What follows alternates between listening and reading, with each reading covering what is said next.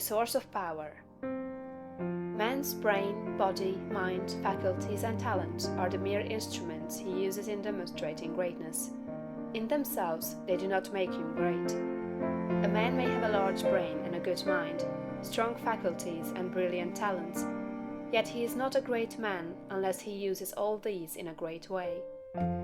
That quality which enables man to use his abilities in a great way makes him great, and to that quality we give the name of wisdom. Wisdom is the essential basis of greatness.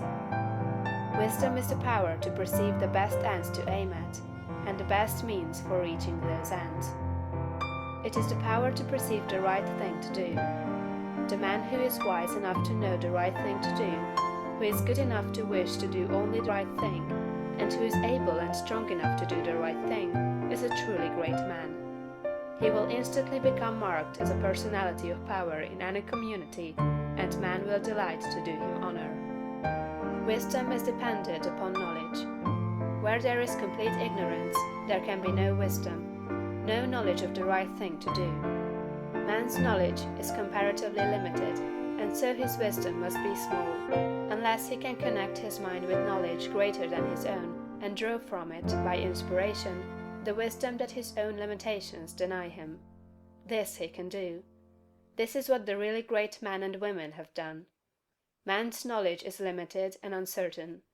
Therefore he cannot have wisdom in himself. Only God knows all truth. Therefore only God can have real wisdom, or the right thing to do at all times, and man can receive wisdom from God. I proceed to give an illustration. Abraham Lincoln had limited education, but he had the power to perceive truth.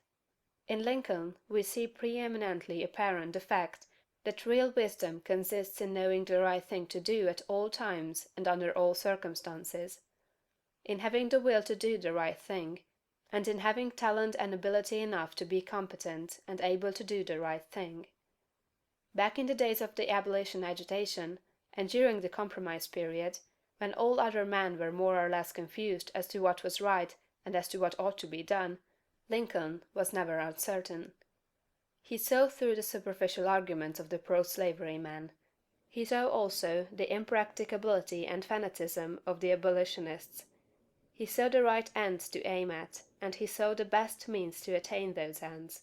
It was because men recognized that he perceived truth and knew the right thing to do that they made him president.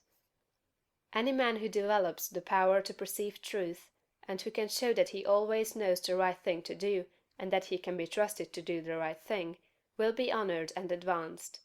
The whole world is looking eagerly for such men.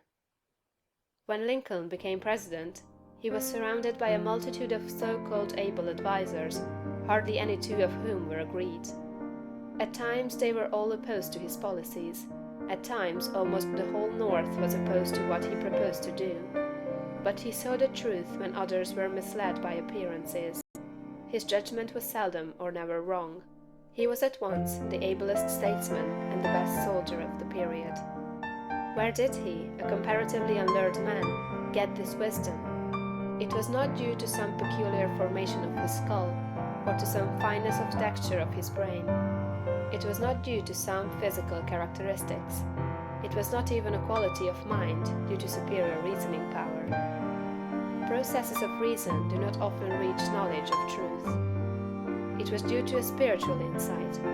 He perceived truth, but where did he perceive it, and whence did the perception come? We see something similar in Washington, whose faith and courage, due to his perception of truth, held the